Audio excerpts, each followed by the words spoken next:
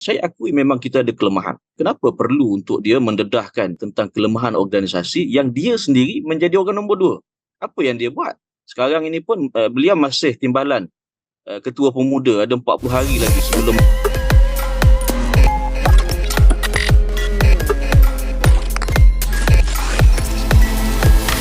Assalamualaikum dan salam sejahtera saya ucapkan kepada semua penonton-penonton setia Natstep Malaysia.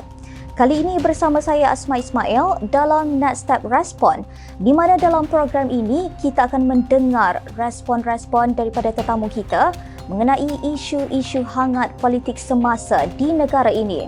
Sebelum itu, mohon kepada anda semua agar menyokong kami dengan cara follow Facebook page kami Natstep Malaysia dan subscribe YouTube channel kami Natstep TV. Baiklah, pada hari ini kita akan korek satu isu yang sedang menjadi polemik, iaitu mengenai pemilihan Ketua Pemuda Amanah Nasional yang dijadualkan pada bulan Disember nanti.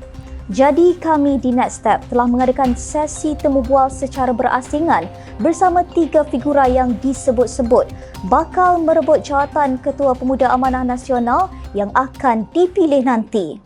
Untuk rekod, Ketua Pemuda Amanah Nasional ketika ini adalah YB Senator Hasbi Muda, manakala 2 lagi pencabar baharu yang menawarkan diri ialah Ketua Pemuda Amanah Selangor yang juga Adun Batu Tiga, YB Daniel Al-Rashid Harun Aminah Rashid dan seorang lagi iaitu Pengarah Komunikasi Amanah Perak Saudara Azhar Rahman. Mari kita dengarkan sendiri apa tujuan dan hujah mereka untuk merebut atau mempertahankan jawatan Ketua Pemuda Amanah Nasional. Saya nak tanya soalan saya pertama, apa sebab Encik Azhar tawar diri untuk jadi Ketua Pemuda Amanah ni? Baik, yang pertamanya saya melihat bahawa Amanah ini satu parti yang perlu kita raikan demokrasi yang di dalamnya. Dan pemuda seharusnya berani untuk ke depan, menawarkan diri untuk menunjukkan bakat mereka. Dan kalau sekiranya pertandingan, biasanya kalau dalam pemilihan, bila dia tidak ada pertandingan, maka kalau menang tanpa bertanding itu biasanya dia akan calon tersebut dia berasa selesa. Dan di samping itu saya ingin menawarkan beberapa solution dalam permasalahan-permasalahan yang berlaku, terutamanya apabila Amanah dilihat sebagai parti yang tidak begitu menonjol dalam Pakatan Harapan sendiri dan juga dalam PHPN, dalam Kerajaan Perpaduan. Dan pemuda PH juga ada sedikit kita kata kelesuan, dan kita nak kembalikan balik bagaimana kita berjaya dahulu dalam PRU yang sebelum-sebelum ini menawan hati anak muda. Dan antara yang menolak ataupun yang menyebabkan saya rasa terpanggil untuk bertanding adalah untuk saya ke depan cuba untuk menarik seberapa banyak mungkin sokongan daripada anak muda, daripada pengundi-pengundi muda untuk menyaingi PAS PN yang hari ini dilihat lebih dominan dalam segmen anak muda ni, segmen pengundi anak muda ni. So Amanah perlu mainkan peranan ini kerana kita tahu juga naratif Melayu Islam yang dimainkan oleh PAS PN itu terlalu kuat. Dan kita perlukan satu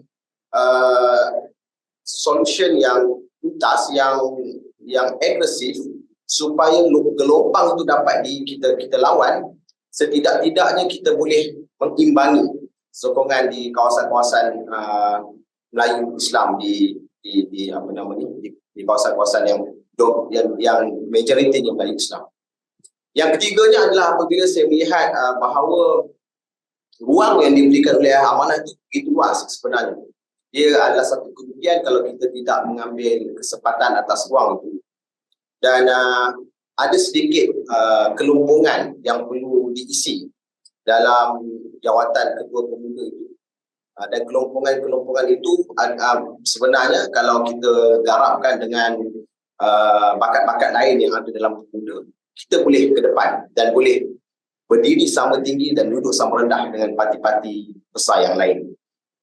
Dan itulah antara sebab kenapa saya sedia menawarkan diri untuk bertanding dalam perebut ketua pemuda ini. Cuma format dalam Parti Amanah ini agak berbeza sedikit, menyebabkan kita perlu mendapat sokongan 27 ahli jawatankuasa yang terpilih itu dan meyakinkan mereka semua untuk memilih saya lah.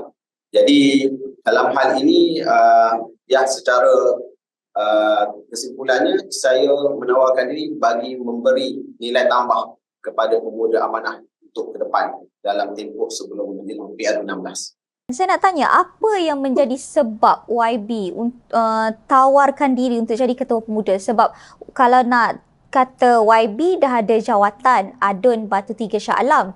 Jadi apa sebab YB nak jadi ketua? Sudah tentu dalam tempoh kesibukan Parti Amanah melaksanakan mesyuarat tahunan atau mesyuarat pemilihan pada tahun ini, sudah tentu saya akan sikit sebanyak akan terlibat juga secara langsung ataupun tidak langsung. Namun disebabkan pemuda peringkat nasional juga akan melaksanakan pemilihan, saya dengan rendah diri memang ingin menawarkan diri untuk masuk ke dalam jawatankuasa pemuda nasional. Antara sebab mungkin saya sendiri 2015 sejak amanah ditubuhkan hanya banyaknya berkisar dalam dunia politik amanah di negeri Selangor sahaja. Saya belum ada kesempatan untuk menabuh bakti di peringkat nasional. Namun saya melihat peluang pada kali ini, sesi pada kali ini adalah peluang terakhir saya sebagai dalam umur lingkungan pemuda untuk semampuannya ada sedikit anjakan daripada apa yang telah saya laksanakan pada hari ini. Sebab itulah saya nampak sebab kita ada pemilihan, maka saya menawarkan diri untuk bertanding pada kali ini. Dan sudah tentu saya punya persepsi ataupun perspektif pada melihat kepada apa yang pemuda ada pada hari ini. Saya nampak why not saya menyumbangkan idea yang saya ada, juga kelebihan yang kita ada mungkin, dan juga nak melihat kepada sebuah pembaharuan ataupun penaik tarafan pemuda amanah itu sendiri kepada satu tahap yang lebih tinggi. Jadi saya ingat dia tidak boleh hanya dengan saya melontarkan idea, tetapi ia kena datang dengan saya sendiri menyumbang idea dan tenaga untuk kita bangunkan bersama pemuda amanah di peringkat nasional. Jadi bagaimana YB melihat percubaan untuk mencantas jawatan yang sedang YB sandang sekarang ni, dan kenapa dulu tak berlaku pun situasi yang macam ni? Adakah sebab amanah ni sekarang adalah sebahagian daripada kerajaan dan ada yang cuba ambil keuntungan dengan pegang kuasa dalam kerajaan? Berkenaan dengan pertandingan dalam pemuda amanah, sebenarnya memang kita mengamalkan demokrasi lah. Kita mengamalkan demokrasi, maknanya kita membenarkan pertandingan. Maknanya kita tak halang ataupun kita tak ada usul untuk jawatan ketua pemuda ataupun timbalan ketua pemuda ni tidak dipertandingkan. Jadi asasnya memang kita membenarkan demokrasi itu subur dalam parti, dalam pemuda. Yang pertama. Yang keduanya, sebenarnya kali terakhir kita adakan pertandingan jawatan ini ialah pada pemilihan tahun 2019. Dan sepatutnya kita akan buat pemilihan tu dalam setiap 3 tahun, tapi sebabkan parti melalui beberapa pilihan raya, jadi pemilihan parti kita ditangguhkan sehingga ke hujung tahun inilah. Kali terakhir pemilihan pemuda pada tahun 2019 sebenarnya ada persaingan yang sengit, yang menarik, dan waktu itu kita pemuda ni memang amanah ni kita bukan pilih pada satu-satu jawatan khusus. Maknanya di peringkat nasional kita akan perwakilan akan pilih 27 AJK yang menang, dan di kalangan AJK itu akan bermesyuarat ataupun mengundi siapa yang nak dilantik sebagai ketua, timbalan ketua ataupun naib-naib ketua. Kali terakhir pemilihan saya walaupun mendapat undi yang tertinggi, perwakilan memberikan saya undi tertinggi dalam pemilihan tahun 2019, tetapi apabila perbincangan di peringkat 27 itu yang dipilih menjadi menerajui pemuda ialah individu yang lain lah. Itu demokrasi dalam parti. Dan saya mengambil alih ketua pemuda ini selepas ketua pemuda yang pertama itu meninggalkan parti dan ketua pemuda yang kemudiannya iaitu arwah Syazni Munir meninggal dunia. Jadi di kalangan 27 bersama dengan ketua-ketua pemuda negeri kita bermesyuarat, dan mengundi siapa yang nak diangkat sebagai ketua. Dan waktu itu saya mengambil alih, iaitu pada 23 Oktober 2021. Jadi persoalan yang dibangkitkan tadi tentang adakah kerana peluang ataupun ialah kedudukan kita sebagai kerajaan dan sebagainya, sebenarnya bagi saya tak berbangkit lah. Maknanya memang demokrasi ini diamalkan dan memang kita membenarkan waktu kita jadi pembangkang ke, jadi kerajaan ke, saya rasa pemuda dan juga Parti Amanah akan terus membuka ruang demokrasi itu seluas-luasnya. Apa kelebihan yang Cik Azhar ada untuk melayakkan diri bertanding berbanding dua lagi kem? Saya tidak bercadang untuk menyatakan bahawa saya yang terbaik antara ketiganya, tetapi dengan latar belakang saya yang memang bermula daripada peringkat bawah dalam politik, seusia sebelum semasa di zaman kampus lagi, saya melihat ada beberapa fasa, beberapa elemen yang diperlukan dalam institusi ataupun dalam sebagai seorang ketua pemuda itu, yang perlu ditunjukkan, perlu ditonjolkan. Selain daripada itu, sebenarnya kalau lihat pada hari ini, anak muda sebenarnya mereka mencari siapa pemimpin-pemimpin yang boleh mereka dengar pandangan, buah fikir, idea, gagasan, supaya mereka boleh menilai. Tetapi sejak akhir-akhir ini, kita lihat bahawa perkara itu ataupun di kalangan anak muda punya pemimpin di kalangan pemuda ini agak terhad, agak kurang, dan mereka menjadikan TikTok, media sosial sebagai sumber untuk mendapatkan inspirasi ataupun memilih siapa pemimpin yang mereka ingin pilih. Jadi dalam konteks amanah, saya merasakan bahawa di akar umbi kita dengar banyak rintihan-rintihan dan juga suara-suara, sama ada di peringkat kawasan ataupun di peringkat pemuda, supaya pemuda ini lebih menonjol dan lebih ke depan, berani untuk menyatakan idea dan gagasan, supaya kita kembali zaman ketika mana kita jadi juara rakyat.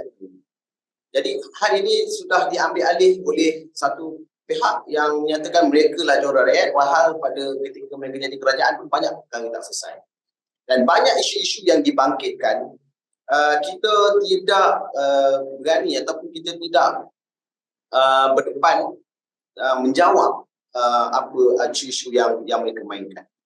Pada saya, kita perlu konsisten dalam menjawab isu-isu rakyat ini yang dibangkitkan oleh pembangkang, dan pemuda perlu dilihat lebih agresif, lebih ke depan dalam amanah ini, untuk dilihat sebagai satu buah parti yang mempunyai bakat yang boleh dikedepankan untuk jadi sebagai pemimpin. Dan hal ini memerlukan satu daya kepimpinan yang memahami apa yang berlaku di bawah dan apa keperluan untuk yang saya sebutkan tadi dalam menepani cabaran-cabaran semasa, terutamanya daripada PAS PN. Saya memberi fokus kepada PAS PN ini kerana mereka dilihat seolah-olah tiada saingan pada hari ini. Seolah-olah di kalangan pemuda itu mereka adalah king. Mereka adalah tiada siapa yang boleh menongkang, melawan naratif yang mereka bawa. Dan saya berhasrat supaya saya berhasrat untuk menjadi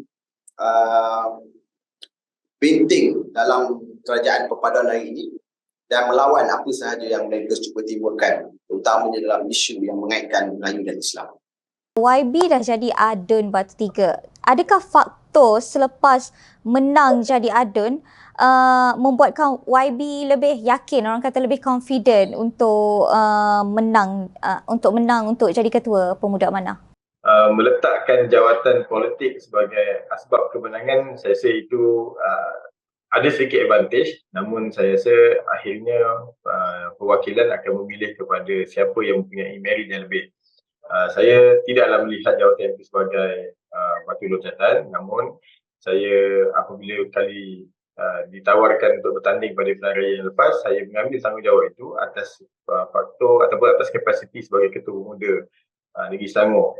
So, saya sebenarnya ingin menawarkan semula jawatan politik yang saya ada ini untuk kita membangunkan Pemuda Amanah Nasional. Ya, mungkin kalau disebut sekarang ni ada 3 orang calon yang bersaing untuk jawatan Ketua Pemuda itu, walaupun sebenarnya kita punya kaedah pemilihan ketua daripada dalam amanah ini berbeza sedikit kaedahnya, tapi tak apalah, kita assume ada 3 calon.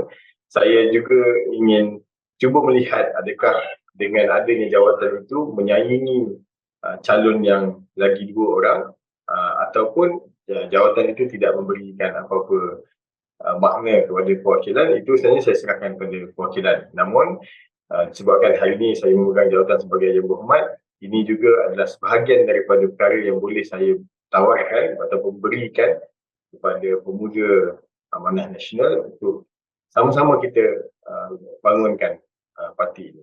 Melihat kepada kedua-dua pihak yang lain, saingan kedua-dua pihak yang lain ni, adakah YB rasa tergugat dengan 2 pencabar ni?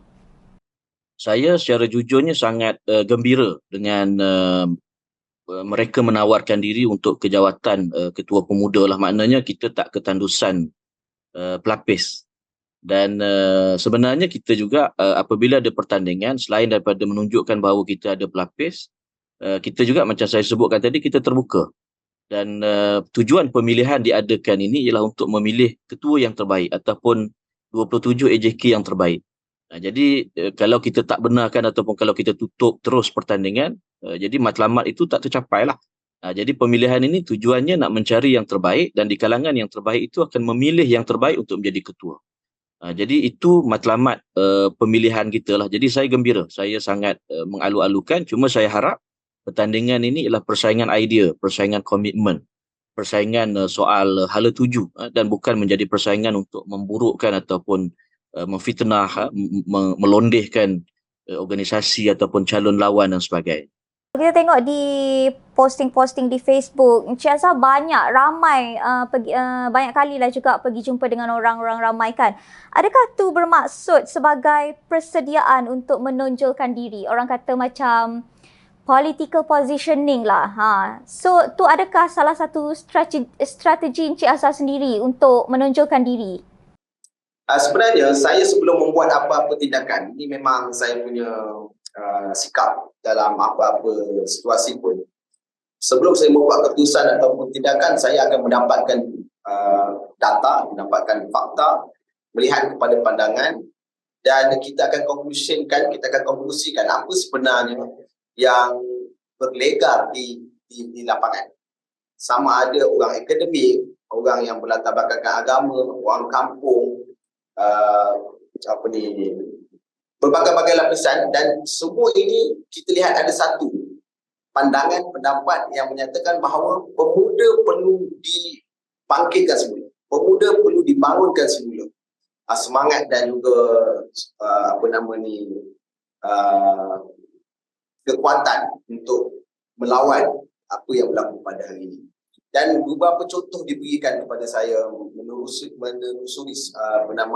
pengalaman pemuda-pemuda pada zaman Allahyarham Salahuddin Ayub misalnya, pada zaman Mahfuz Omar, yang pada ketika itu kalau dilihat bahawa mereka adalah sosok yang menjadi rujukan anak muda pada hari itu. Sehingga kan mereka boleh berdepan dengan tokoh daripada UMNO pada masa itu, walaupun mereka seorang menteri. Tetapi sebagai pemimpin pembangkang yang tidak ada apa-apa position, berani untuk lawan memberikan idea mereka kepada pemuda UMNO pada waktu itu.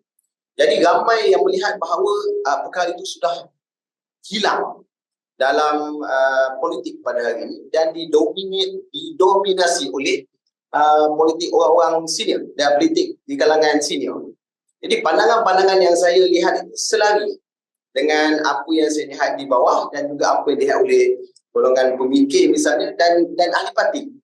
Jadi saya dapatkan juga pandangan daripada pemuda-pemuda di kawasan-kawasan yang lain, dan mereka nyatakan perkara yang sama. Jadi ada juga yang lihat bahawa dalam waktu ini, dalam tempoh beberapa tahun sebelum PRU16, adalah masa yang sesuai untuk kita membina semula gelombang itu di kalangan anak muda untuk mengekang yang disebut sebagai gelombang hijau PAS PN pada PRU yang sudah, dan dalam tempoh itu, dalam proses itu kita dapat melahirkan lebih banyak bakat-bakat anak muda, pemimpin-pemimpin muda dalam Parti Amanah khususnya. Apa kelebihan yang YB rasa YB ada untuk membolehkan YB menang jawatan yang akan dipertandingkan pada November ni berbanding dua lagi kem yang lain?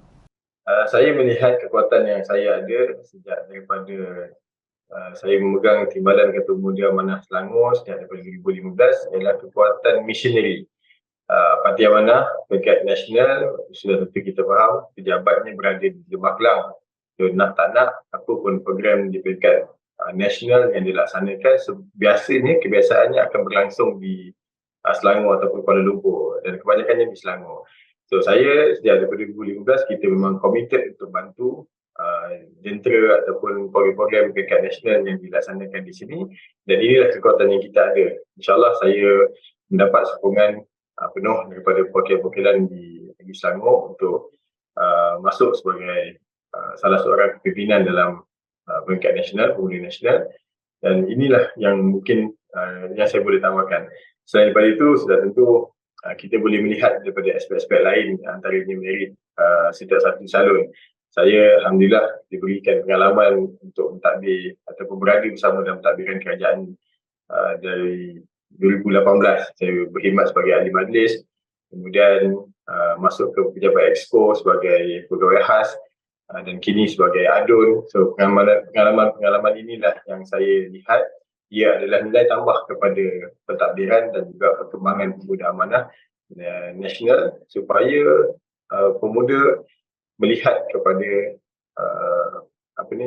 kebersamaannya bersama dengan kerajaan. Saya rasa ralat sedikit apabila kita selalu fikir tentang pemuda ini hanya sebuah pergerakan politik, tetapi kita tidak mahir tentang pentadbiran kerajaan.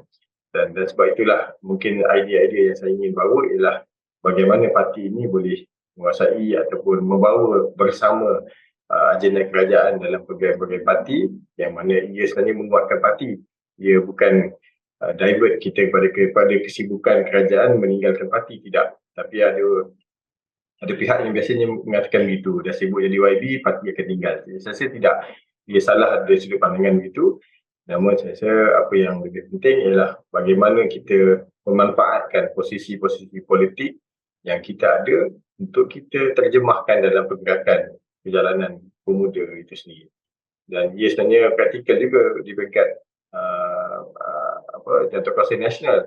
So kita ada pimpinan-pimpinan yang memegang jawatan menteri, timbalan menteri, kita ada pegawai sepusat politik, macam-macam.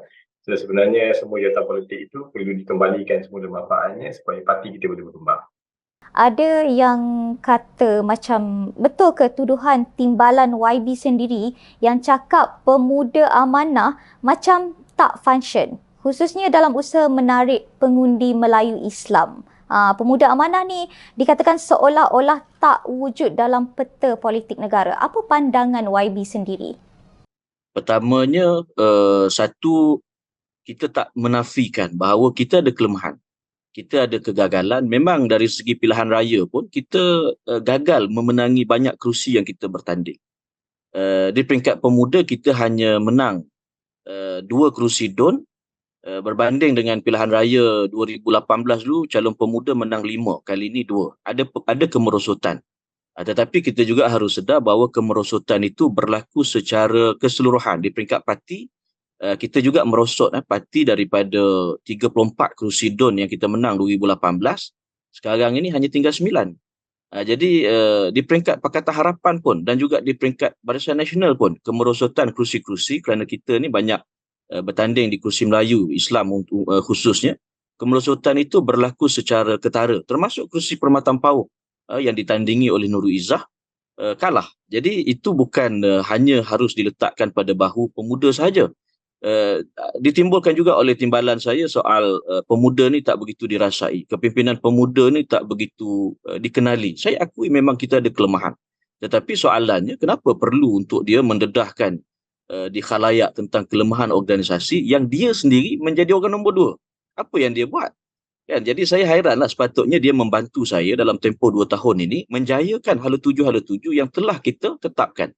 seawal minggu pertama ataupun saya ingat 2 minggu pertama saya naik sebagai Ketua Pemuda, kita telah meletakkan hala tuju yang sangat jelas dalam Pemuda Amanah Nasional. Tetapi malangnya ramai ataupun mungkin saya katakan sebahagian daripada esko saya ni dia memilih untuk menjadi pemerhati ataupun pengkritik semata-mata. Tapi sepatutnya bila datang pemilihan, mereka-mereka yang tak menunjukkan prestasi ini malu untuk menonjolkan diri ataupun untuk keluar ke khalayak, tetapi mereka pula memilih ataupun dia pula memilih ruang untuk memperkecilkan kepimpinan pemuda dan menggesa supaya semua di kalangan pemuda ini meletakkan tidak mempertahankan jawatan. Ini bagi saya soal sikap lah. Sepatutnya sebagai mereka yang berada dalam organisasi, kita harus tunjukkan sikap memikul tanggungjawab. Sekarang ini pun beliau masih timbalan Ketua Pemuda, ada 40 hari lagi sebelum meletakkan jawatan. Apa usaha yang dibuat untuk mengubah pemuda ni ke arah yang lebih baik? Kalau dikatakan soal perubahan yang radikal kepada pemuda, jangan tunggu pemilihan baru nak buat perubahan yang radikal. Beliau sendiri boleh berkhidmat, membantu pekadiran kita sejauh mana nak jayakan calon-calon ataupun bakat-bakat kita, pekadiran kita, rekrutmen kita. Itu semua sebenarnya telah pun digariskan sejak awal, tetapi banyak yang gagal ataupun tak berhasil kerana ada yang memilih untuk hanya menjadi pengkritik. Jadi sebab itu dalam pemilihan ini, selain daripada kita menawarkan diri, kita juga membuka ruang kepada ahli-ahli perwakilan pemuda untuk menilai kita. Kan? Jadi saya sebagai Ketua Pemuda, saya bertanding, saya membuka diri untuk dinilai oleh perwakilan pemuda. Kalau betul saya tak berprestasi ataupun gagal menunaikan amanah, jadi saya sedia untuk diundi, untuk ditolak sedia untuk mendapat tempat tercorot ataupun kalah. Tetapi malangnya saya tengok beliau terus awal-awal lagi tak mahu bertanding, mungkin kerana bimbang mendapat kedudukan yang rendah ataupun tercorot. Kita harus bertanggungjawab lah. Harus berani menerima hukuman ataupun penilaian daripada perwakilan pemuda, kerana saya yakin pemuda ni mereka tahu siapa pimpinan mereka yang buat kerja, siapa yang hanya bercakap saja ataupun yang hanya menjadi pengkritik semata-mata tetapi tidak memberikan sumbangan yang signifikan kepada parti. Soalan last, apa pesanan ataupun yang YB nak sampaikan kepada pemuda-pemuda luar sana? Okey, saya mengharapkan supaya persaingan ini berlangsung dalam keadaan yang harmoni, yang progresif, maknanya calon-calon yang nak bertanding ini tampilkan idea dan komitmen. Jangan menggunakan ruang ini untuk memburuk-burukkan individu lain ataupun memburukkan organisasi yang akhirnya membawa kerugian kepada organisasi. Saya sangat terbuka bahawa kalau ada bakat-bakat baru yang lebih baik yang bersedia dan kita yakin boleh menerajui sayap pemuda, saya tidak ada masalah. Sekiranya siapa pun yang dilantik yang baru menjadi ketua, malahan saya akan membantu beliau untuk menjayakan, kerana kita sayang pada pemuda. Kita tak mahu legasi yang kita dah wujudkan, usaha-usaha sebelum ini yang kita dah buat itu hancur ataupun gagal kerana perbalahan dalaman yang tak berkesudahan. Terima kasih saya ucapkan kepada ketiga-tiga responden kita kerana sudi berkongsi hujahan masing-masing. Setakat itu dulu program NatStep Respon kita pada kali ini. Jangan lupa untuk follow Facebook NatStep Malaysia dan subscribe YouTube NatStep TV. Jumpa lagi di episod akan datang. Saya Asma Ismail. Assalamualaikum dan selamat malam.